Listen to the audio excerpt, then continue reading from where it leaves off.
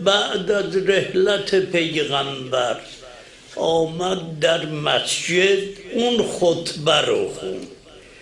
شق القمری کرد در علم، در بیان، با اون قدرت، با اون صلابت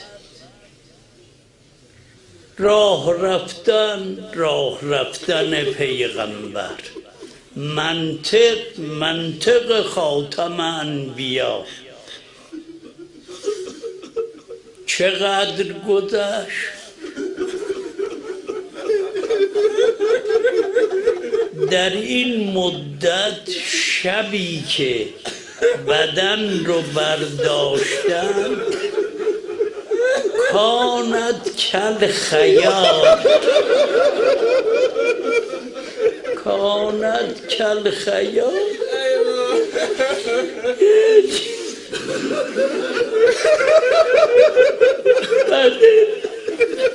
پیدا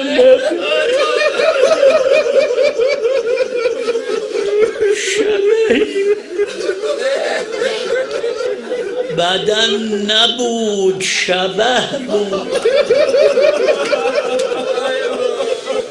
اگر بری کنار قبر امام هشتم، مادر او زهراست. اگر بری کنار قبر سید الشهدا، مادر او زهراست. اگر بری در قبر بقی، مادر اون 4 امام زهراست.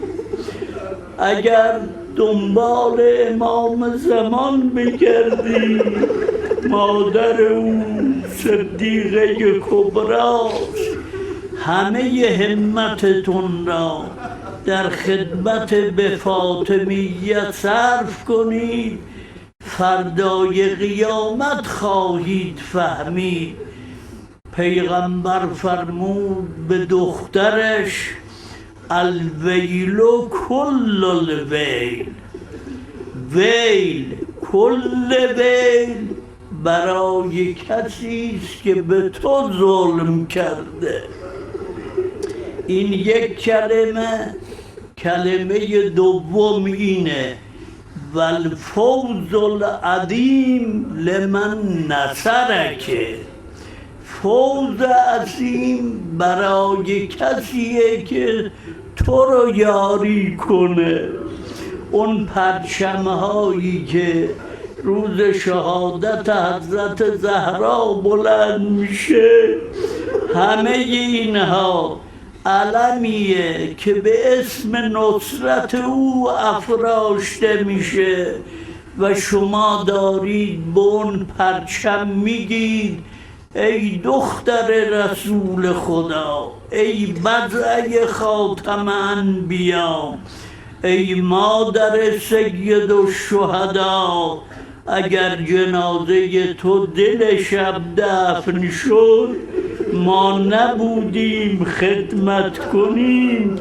این خدمت ماست امروز. فردا که بود وعده جنات نعیم، تسلیم کنم هرچه غلامی دارم. این چند جمله گفت یا علی به اولاد من تا قیامت سلام مرا برسون.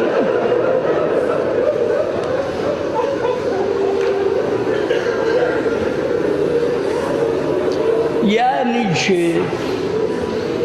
بعد از اون کلمات، این کلمه یعنی چه؟ با اون علم محیطش این مجلس رو دید در این مجلس هم چقدر سیده. این فاطمه تا روز قیامت انتشار نسل شدید، خواست بگوید شما اولاد منید، بر من چه گذشت؟ وظیفه هر علویه اینه که روز سوم جماد ثانیه در این مملکت با سر و پای برهنه مردانشون بیایند در کوچه و بازار بگویند ای مادر ما این جواب سلام ما. خوشو از خاک قبر کشید، همچنون که دست رو کشید حاج علیه الحور. اون هم چه کسی که دنیا و آخرت را از دست داده، فقط خدا. اون چه هست در نظر او نه بهشته نه جهنمه نه دنیاست نه آخرت، فقط ذات قدوس حقه. یک همچه قلبی یک همچه روحی وقتی دستشو کشید حاج علیه الحوض گفت ای کاش من هم مرده. نفسی علی